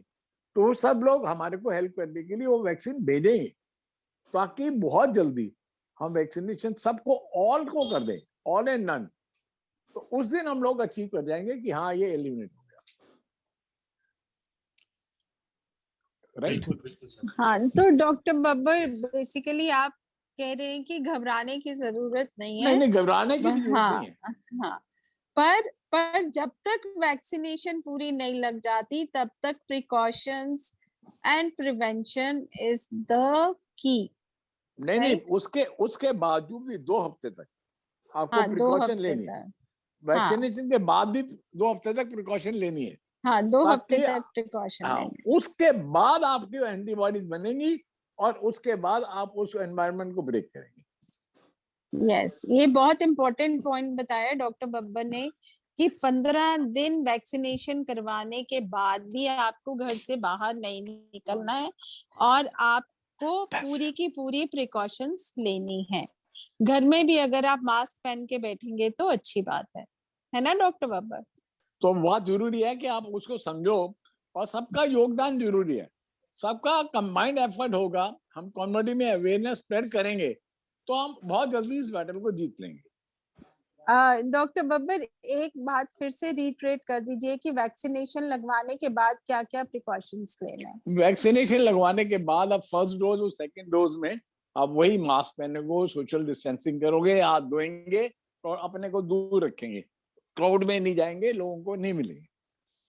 2 हफ्ते के लगने का। घर पे आप बगैर मास्क के रह सकते हो, क्योंकि आपके घर में सबको वैक्सीनेशन हो गई है। तो जिसको नहीं हुई तो 15 दिन तक उनको दूर रखें। ठीक है। तो ये बहुत जरूरी है। उसके बाद ही आपकी एंटीबॉडीज बनेंगी। अगर सपोज करो कि किसी को बीच में फर्स्ट इंजेक्शन के बाद इन्फेक्शन हो गया, तो वो सेकंड डोज को और आगे 15 दिन डिले कर देगा। कोवैक्सीन में 35 डेज है, और कोविशील्ड में 8 हफ्ते से 12 हफ्ते हो गया सेकंड डोज के इंटरवल। ये बहुत जरूरी है। सो अभी हम इस स्टेज पे हैं कि वैक्सीनेशन आ रही हैं देश में, वैक्सीन का जो प्रोडक्शन है वो भी बढ़ रहा है, और जल्द से जल्द हम लोग एक कंट्रोल्ड फेज में आ जाएंगे। अगस्त तक नॉर्मलसी आ जाएगी, और अक्टूबर तक हम काफ़ी अच्छी पोजीशन में होंगे। 2021 अगस्त, 2021 अक्टूबर, एंड बाय मिड 2022, मतलब अगले साल मई जून तक सब कुछ पहले जैसा नॉर्मल होने की पूरी चांसेस है, क्योंकि हमारा पूरा वैक्सीनेशन कंप्लीट हो जाएगा तब तक, मतलब सब कुछ अगले वापस से नॉर्मल सिचुएशन आ जाएगी जैसे 2019 में थी। सो ये सब पॉसिबल है जब हम लोग सब पूरा कॉपरेशन करें, हमारी जो रिस्पॉन्सिबिलिटीज है पूरी निभाएं और वैक्सीनेशन को कंप्लीट करें। चैलेंजेस क्या है हर्ड इम्यूनिटी में को अचीव करने में? वो बहुत सारे चैलेंजेस हैं, जैसे न्यू वेरिएंट्स हैं, म्यूटेशंस आते रहते हैं, और जीनोम सीक्वेंसिंग एक तरीका होता है म्यूटेशन को जानने का कि कौन कौन से म्यूटेशन आ रहे हैं, और उस हिसाब से वैक्सीन की जो इफेक्टिवनेस है, या फिर एक वैक्सीन लगवाने के बाद बूस्टर शॉट्स होते हैं जो हर साल लगते हैं, तो वो बूस्टर शॉट्स भी बनने के चांसेस हैं कि अगर वेरिएंट आते हैं और उनको उसको इम्पैक्ट करने के लिए, उसको खत्म करने के लिए, उस वेरिएंट को खत्म करने के लिए या म्यूटेशन को खत्म करने के लिए बूस्टर शॉट्स भी बनाए जा सकते हैं और वो भी हमारे को दिए जाएंगे। तो ये सब चैलेंजेस होंगे हर्ड इम्यूनिटी में। ग्लोबल कोऑपरेशन जो है, वैक्सीन नेशनलिज्म एक टर्म है जो अभी काफी चल रही है, जिसमें जितने भी देश हैं सब लोग अपने अपने सिटीजन्स को पहले प्राथमिकता दे रहे हैं वैक्सीन लगाने में, और जितने भी पुअर कंट्रीज हैं क्योंकि उनके पास रिसोर्सेज नहीं है, जैसे अफ्रीका है और बहुत सारे गरीब देश हैं जहाँ पे वैक्सीन अभी तक नहीं पहुंची हैं, और वहाँ पे इतने रिसोर्सेज भी नहीं है कि वैक्सीन खरीद ली जाए, तो वहाँ पे सबसे लेट वैक्सीनेशन होगा। तो ग्लोबल लेवल पे हर्ड इम्यूनिटी को अचीव करने के लिए थोड़ा टाइम लगेगा, क्योंकि ये सारे चैलेंजेस हैं। कई बार क्या होता है, और अभी क्योंकि गांव के स्तर पे वैक्सीन से रिलेटेड हेसिटेशन इतनी ज़्यादा है, जैसे कई रिलीजियस फैक्टर्स आ जाते हैं कि हम लोग, मतलब काफी सारे लोकल लेवल पे जो रिलीजियस लीडर्स होते हैं वो लोगों को भड़का देते हैं या फिर लोगों को डिफरेंट बिलीफ सिस्टम्स में ले जाते हैं, कहते हैं कि वैक्सीन लगाना पाप है, और ये सब बातें चल रही हैं गांव के स्तर पे। रूमर्स फैल रहे हैं कि वैक्सीन लगाने से इम्पोर्टेंसी हो जाती है, तो ये सारे रूमर्स फैल रहे हैं, वैक्सीन को हेजिटेशन को और बढ़ा रहे हैं। कुछ लोगों को ज़्यादा ही ओवर कॉन्फिडेंस है कि हम लोग वैक्सीन लगाएंगे ही नहीं, हमारे को कुछ होगा ही नहीं, हमारे को बीमारी ही नहीं होगी। कुछ लोगों का साइंस में बिलीफ नहीं है, वो उनको लगता है कि ये एक तरीका है हमारे बॉडी में कुछ इंजेक्ट करने का सरकार का, तो उनको साइंस में कोई बिलीफ नहीं है। और राइडर मेंटालिटी भी है, कुछ लोग ज़्यादा ही इंटेलिजेंट जो हो जाते हैं, वो कहते हैं कि जब सबको वैक्सीन लग जाएगी तो ब्रेन ब्रेक हो जाएगी, हमारे को वैक्सीन लगाने की जरूरत नहीं है। तो ये सारी चीज़ें हैं, ये सारी चीज़ों को हम लोग को टैकल करना है अपने स्तर पे, जो जितना हम लोग कर सकते हैं। ये हेजिटेशन जो हमारे आसपास के लोग हैं उनकी हेजिटेशन को खत्म करना है, उनको एजुकेट करना है, उनको अवेयर करना है, ताकि वो जल्द से जल्द वैक्सीनेशन लगवा लें। फिर सबसे ज़्यादा जो बड़ा चैलेंज जो है वो है कॉम्प्लेसेंसी, मतलब वैक्सीनेशन लगाने के बाद भी बहुत ज़्यादा केयर करने की ज़रूरत है। अभी जैसे मैम ने भी बताया कि 15 दिन तक, वैक्सीन लगाने के 15 दिन तक आपको कहीं बाहर नहीं जाना है और आपको पूरे प्रिकॉशंस लेने हैं, तो वो सब चीज़ें फॉलो करना है, एक इम्पोर्टेंट स्टेप है वैक्सीन लगाने के बाद। कॉम्प्लेसेंट नहीं होना है, आप जैसी वैक्सीन लगा दे, दोनों डोज लगा दे, तो आप ये बोलना शुरू कर देखिए अब हमें मास्क की जरूरत नहीं है, अब हमें हाइजीन फॉलो करने की जरूरत नहीं है। तो ये सब चीज़ें नहीं करनी है। अगर ये सब चीज़ें करेंगे तो फिर हम उसी सिचुएशन पे चले जाएंगे वापस, बैक टू स्क्वायर जीरो। तो ये सब चैलेंजेस हैं जो हमारे को दिमाग में रखने हैं। हमारी रिस्पॉन्सिबिलिटी क्या है स्टेज से बाहर निकलने की, इस पैंडेमिक से बाहर निकलने की, एक कलेक्टिव रिस्पॉन्सिबिलिटी जो हम लोगों को निभानी है, वो ये है कि वैक्सीन लगाएं, खुद के भी लगाएं, अपने परिवार वालों को भी मोटिवेट करें, अपने रिश्तेदारों को, अपने जान पहचान वालों को मोटिवेट करें, गांव के स्तर पे कहीं पे भी आप लोग हैं सबको मोटिवेट करें कि वैक्सीन लगाएं जल्द से जल्द। बाहर घूमना फिरना बंद करें, पार्टियों में जाना बंद करें। हाँ, हमारे को रीड इंडिया के लोगों को, जो लोग कम्युनिटी से जुड़े हुए हैं और जो हमारे कम्युनिटी वर्कर हैं, कम्युनिटी लीडर हैं, उनको नॉलेज अवेयरनेस बहुत फैलानी है और अमंग द पीपल कि आप लोगों को वैक्सीन लगवाने से फायदे हैं, नुकसान नहीं है। और वो परसेप्शन जब उनको आ जाएगी तो उसको हम कैप स्टडी कर, नॉलेज अवेयरनेस एंड परसेप्शन बहुत जरूरी है अमंग द कम्युनिटी पीपल, कि जब तक उनके यहाँ डोजेस पहुंचेंगे गांव में तब तक वो तैयार हो जाएंगे और वो वैक्सीनेशन लगवा लेंगे। तो हमारा जो मेन मुद्दा रीड इंडिया के लिए है वो कैप है। आप लोगों को अपने एरिया में नॉलेज अवेयरनेस और परसेप्शन को चेंज कर रहे हैं, उस सबको एजुकेट करना है कि हाँ वैक्सीनेशन बहुत जरूरी है और क्या क्या प्रिकॉशन लेनी है कोरोना के लिए। ठीक है, वेरी नाइस। तो मेरे को लग रहा है कि ये बहुत 1-to-1 भी हो सकता है, 1-to ग्रुप भी हो सकता है, तो वो मतलब कि जैसे टेलीफोन के जरिए भी बता सकते हैं लोगों को, नहीं, तो आप ये उसमें बहुत ऐसा है ना, जरूरी है। आप ऐसा है कि गांव में जो टीवी चैनल है उसमें जो चैनल आता है उसके थ्रू क्या कहते हैं जो आपके केबल केबल चैनल के थ्रू आप स्प्रेड कर सकते हैं, और वो केबल चैनल तो उन सबको अवेयरनेस हो जाए। तो गांव में केबल चैनल बहुत ज्यादा है ना, उसके थ्रू हो जाए। ठीक है, ठीक है। ये सब चीजें फॉलो करनी है हमारे को, अवेयरनेस बढ़ानी है। कैप का जो फ्रेमवर्क है वो फॉलो करना है। सर ने बहुत अच्छी तरीके से बताया। नॉलेज, अवेयरनेस और परसेप्शन पे काम करना है हमारे को जब तक ये सबकी वैक्सीनेशन कंप्लीट नहीं हो जाती है। नो आउटिंग्स हैं इसमें, पार्टी में नहीं जाना, और ये बाहर इधर बेमतलब बाहर नहीं घूमना, ये सब चीजें हमारे को फॉलो करनी है। कोविड प्रोटोकॉल्स को फॉलो करना है। जिनको जरूरत है आप लोगों की, उन लोगों की मदद कीजिए। चाहे इमोशनल लेवल पे आप मदद कर सकते हैं, चाहे आप फाइनेंशियल लेवल पे मदद कर सकते हैं। उन लोगों को आप प्लीज हेल्प करिए जिनको जरूरत है आप लोगों की। एंड वर्ड्स को स्प्रेड होने में आप लोग प्लीज अपना जो स्टैंड है वो लीजिए, क्योंकि रूमर स्प्रेडिंग ही सबसे ज्यादा डेंजरस है जो इन्फोडेमिक का रूप ले रहा है। तो इस पे काफी बात हुई है अभी प्रेजेंटेशन की स्टार्टिंग में। तो आप प्लीज रूमर्स को स्प्रेड मत करिए। तो अगर आ भी रहे हैं तो लोग एजुकेट करिए कि ये सब ना करें।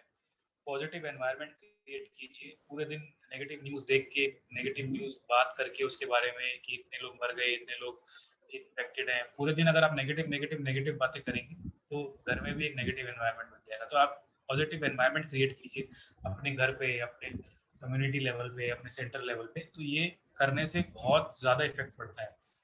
और मोटिवेट कीजिए उन लोगों को जो इन्फेक्टेड हैं, मतलब बहुत ज़रूरत है उन लोगों को मोटिवेट करने की जो इन्फेक्ट हो चुके हैं। उनको करेक्ट सोर्स के थ्रू कनेक्ट कीजिए। जैसे अगर कोई बीमार है, उसके पास कोई रिसोर्स नहीं है किसी डॉक्टर से बात करने के लिए, तो आप डॉक्टर बब्बर से उनको कनेक्ट कराइए। या फिर कुछ वैलिड इन्फॉर्मेशन चाहिए उनको, तो आप WHO की वेबसाइट पे जाके कंफर्म करिए कि वो वैलिड इन्फॉर्मेशन है और फिर वो शेयर कीजिए। तो ये सब चीज़ें करेंगे तो बहुत ही जल्दी हम इस फेज से, इस पैंडेमिक फेज से निकलना शुरू कर देंगे, और things will start getting normal by August 2021, और हम जल्द ही इस सिचुएशन से निकल के बाहर आ जाएंगे।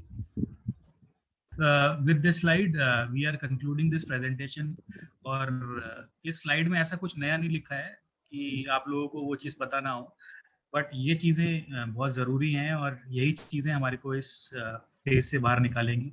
सारे प्रिकॉशंस लेने हैं, मेंटेन करना है हाइजीन के स्टैंडर्ड्स को, हाथ धोना साबुन से, हैंड वॉश के जितने भी टेक्निक्स है जो निधि मैम ने अपने सेशंस के थ्रू भी बताए हुए हैं, वो सब इन्फॉर्मेशन स्प्रेड करना है, अवेयरनेस स्प्रेड करना, एनवायरनमेंट को कैसे क्लीन रखना है, टाइडी रखना है, वो सब करो। एंड कोई भी अगर बीमार है तो आप किसी व्हाट्सएप मैसेज पे डिपेंड ना रहें, किसी फॉरवर्डेड प्रिस्क्रिप्शन पे डिपेंड ना रहें, सीधा डॉक्टर से बात करें। और एडवाइस, मेडिकल एडवाइस जो लेनी है वो एकदम ऑथेंटिकेटेड सोर्स से लें। और वैक्सीनेशन कराने के लिए सबको प्रमोट करें। वेट ना करें कि हम इन्फेक्ट हो जाएंगे तो हमारी एंटीबॉडी बन जाएगी, उस चीज़ का वेट ना करें। आप पहले वैक्सीन ले लीजिए तो इतना ज़्यादा आपको क्योंकि कोविड होने के बाद जो कॉम्प्लिकेशंस आते हैं वो बहुत ही डिफिकल्ट होते हैं। वीकनेस आती है, 3 महीने तक आप वीकनेस फील करते रहेंगे। तो वो ज़रूरी नहीं है इन्फेक्ट होने के बाद एंटीबॉडी बनाना। आप वैक्सीनेशन लगवाइए और स्वस्थ रहिए। तो ये ज़्यादा ज़रूरी है, ये सब चीज़ें करना ज़रूरी है। और एक प्लेज लीजिए कि आप रॉन्गफुल इन्फॉर्मेशन कभी भी व्हाट्सएप पे या सोशल मीडिया पे स्प्रेड नहीं करेंगे। अगर आपके पास आएगी तो उसको वहीं रोक देंगे। नीचे ये वीडियो लिंक है, ये वीडियो लिंक वही वीडियो है जो तो जिसके बेसिस पे ये प्रेजेंटेशन बनाई गई है। आप लोग, ये पूरी हिंदी में है, अगर आप देखना चाहें तो देख सकते हैं। और इसको भी एब्रप्टली फॉरवर्ड ना करें, मतलब आपको जिसको भी ये बात समझानी है आप अपने स्तर पे समझाइए। इस लिंक को भी एब्रप्टली सर्कुलेट ना करें कम्युनिटी में, मास लेवल पे, क्योंकि सब लोग ये नहीं समझ पाएंगे। ये वीडियो हाई लेवल की है, सब कोई नहीं समझ पाएंगे तो डर भी लग सकता है, मिसकंसेप्शन भी आ सकती है। सिर्फ ये कोऑर्डिनेटर्स को समझाने के लिए आज का सेशन रखा है। और आप प्लीज इसको फॉरवर्ड मत करिएगा आगे। किसी को भी, ठीक है। दूसरी बात ये, Shivam thank you so much for this session, ये बहुत जरूरी था। कोऑर्डिनेटर्स को बहुत क्लैरिटी की जरूरत थी कि वो लोग भी फियर में नहीं रहने चाहिए कोविड के। और डॉक्टर बाबर, आप इसके बारे में तो थोड़ा बता दीजिए, जो 2 फेसेस हैं कोविड के। और हम ये भी बात करना चाहेंगे कोऑर्डिनेटर से कि हम मैं मिनिमम आपको बस ये फैसिलिटीज, कहना सर एक सेकंड, हम मिनिमम फैसिलिटीज क्या रखें सेंटर्स में जो कम्युनिटी की हम मदद कर सकें, वो डॉक्टर बब्बर गाइड करेंगे अभी आप। हाँ, अगर अगर आपको कोई भी सिम्टम है, लाइक टायर्डनेस है, सूट्स है, गले खराश है, हल्की खांसी बुखार है, तो आप लक्ष्मण है, राम नहीं है, आपको ब्रह्मास अटैक कर सकते हैं। तो उसके लिए अपने आप को क्वारंटाइन करिए। आपके घर में जितने लोग हैं वो आपसे सोशल डिस्टेंसिंग रखेंगे, आप सब लोग मास्क हैं। और अगर आपके घर में किसी को कुछ, अगर आपको वैक्सीनेशन के बाद थोड़े से साइड इफेक्ट आ गए हैं तो घबराइए मत, हो सकता है। अगर किसी को अनटोवर्ड रिएक्शन हो चुका है किसी एलर्जी का, मतलब उसके बाद उसको फेडनेस हो गई या रिएक्शन हो गया, वो वैक्सीन नहीं लगेगा। बाकी जिसको बीपी हाई है, अगर वो इको खा रहा है तो वो बंद करेगा। वैक्सीनेशन में कोई दिक्कत है तो आप हमें संपर्क करिए, हम आपको बता देंगे कि कहाँ लगता है। और कोई क्वेश्चन है तो आप पूछिए। सर ये आपने इको स्प्रिन का क्या बताया, थोड़ा सा क्लैरिफाई करिए दोबारा से, आपकी आवाज कट गई थी बीच में।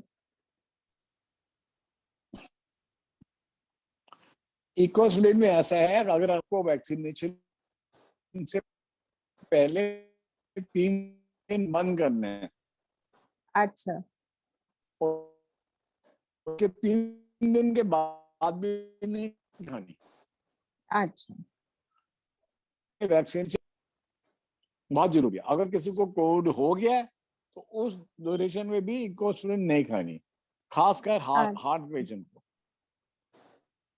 अच्छा, ठीक, बाद रिकवरी के बाद खा सकता है, रिकवरी जब हो जाए उसके बाद खा सकता है।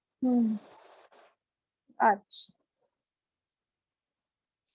तो सर ये जो 5वें और कोई 6ठे दिन लंग्स में इंफेक्शन, हाँ मेरा क्वेश्चन है कि 5वें 6ठे दिन जब लंग्स में इंफेक्शन हो जाती है तो तब भी इकोस्प्रिन खानी है दवाई के साथ, या डॉक्टर जैसे प्रिस्क्राइब करेगा नहीं वैसे ही करना है? नहीं खानी।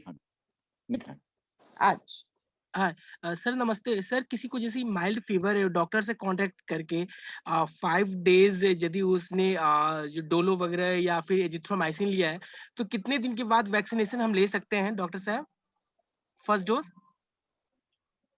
अगर उसको इन्फेक्शन हुआ है तो उसका पहले कोविड चाहिए। ओके, टेस्ट नहीं कराया हाँ तो भी आप 6 वीक तक नहीं ले सकते। 6 वीक तक नहीं ले सकते? अगर आप 6 वीक लगवा के लोगे ना, आपकी एंटीबॉडीज बनेगी नहीं, वो वैक्सीनेशन वेस्ट जाएगा। Okay, okay sir, after 6 week then वो ले सकते हैं, राइट? सर अकबर बोल रहा हूँ मैं रामपुर से।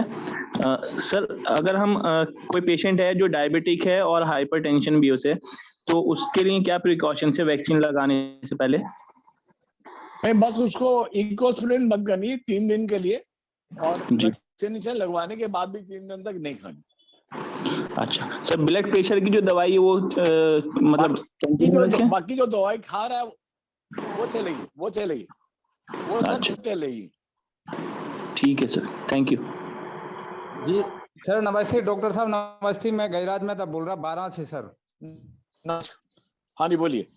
जी सर, एक अपने गांव के पेशेंट है सर, और वो 8 दिन से आइसोलेशन में है सर वहाँ पर, और उनको रिलीफ नहीं मिला। आज 8 दिन हो गए और उनका ऑक्सीजन लेवल आ रहा है 70-75 के बीच सर। उनको दाखिल करिए अस्पताल में। अस्पताल में ही है सर वो। हाँ तो वहाँ आईसीयू वार्ड में आज 3 दिन से एडमिट है सर वो। हाँ तो वो ठीक होगी, वो घर पे मैनेज नहीं हो सकते, आईसीयू रहना पड़ेगा। जी जी जी। आईसीयू में ही ठीक होंगे, आईसीयू वार्ड में है सर। ठीक है, हाँ, तो उनको बस वहीं ठीक है ना गजराज जी, डॉक्टर वहीं पे इलाज करेंगे। जब जी, जी। हॉस्पिटल में चले गए तो डॉक्टर साहब का फायदा नहीं है ना, डॉक्टर बब्बर थोड़ा गाइड कर सकते हैं अभी। जी ठीक है, सर, जी सर, जी मैम, हाँ हाँ। थैंक यू जी। सर सेंटर्स पे क्या फैसिलिटीज हम दे सकते हैं इस दौरान? सेंटर में एक तो आप डॉक्सीसाइक्लिन रखिए, पैरासिटामोल, क्रोसिन रखिए 650 वाली, जिंक की टैबलेट रखिए, विटामिन सी की रखिए, और अब हो सके तो एक ऑक्सीजन सिलेंडर खरीद के वहीं से आपके लोकल एरिया से वो रख लीजिए, लोन पे दे सकते हैं। अगर जरूरत पड़े, अगर वो रिकवर हो जाता है, उसको सिलेंडर पे रख सकते हैं। हाँ जी, समझ गए डॉक्टर बब्बर। पर ऑक्सीजन अगर जरूरत पड़ती है तो लगाने वाला भी एक्सपर्ट होना चाहिए ना फिर। वो हम अभी नेक्स्ट उसमें बताएंगे कि कैसे लगाते हैं। तो फिर हेलो, हम सेंटर को, हाँ जी तो हाँ जी, नहीं आ तो रही है आवाज ऑक्सीजन आपके। सिलेंडर छोड़ के बाकी दवाई रख सकते हैं। हाँ, बाकी दवाइयाँ रख सकते हैं, ऑक्सीमीटर रख सकते हैं, बीपी मशीन रख ऑक्सीजन सकते हैं। मैं आपको व्हाट्सएप करके मैसेज दे दूंगा, आप कॉन्टेक्ट में दे ठीक है, दो। अच्छा, ठीक है, सर, ठीक है, ठीक है sir. Thank you so much. Thank you for this session. अगर किसी और का कोई प्रश्न है तो व्हाट्सएप में पूछ सकते हैं, ठीक है? Thank you so much, ma'am, for educating us so much so that we can do something to our community now. Yes yes. And और मैं या continue. and really hats off to ma'am. Thanks to doctor also, and hats off to Shivam. Shivam, you really brought so much of positivity today in us. Thank you so much, ma'am. One more Right, small help, right. ma'am. हाँ जी। Ma'am, there was one when I was talking about our Read India thing, there was somebody who asked me if they can give some precautions. Like now, the weather is changing a lot in South India. We are having almost everyday rains, ma'am. So हाँ, if we are having cold and cough, the kids are getting cold and cough, they are unable to identify whether it's COVID or what. So some precautionary tablets can be given as a prevention for these kids, ma'am, so that we so can you stay. can write in that WhatsApp group which Shivam Sure, is ma'am. going to create, and then Dr. Babbar can respond on that. Sure, ma'am. Because Thank you, ma'am. I cannot suggest anything. I think he has left the meeting now. Okay, So ma'am. we can get his advice on all this. I think that is No, the no, reason no. Yeah, Dr. Babbar, please, you have listened to Shelja.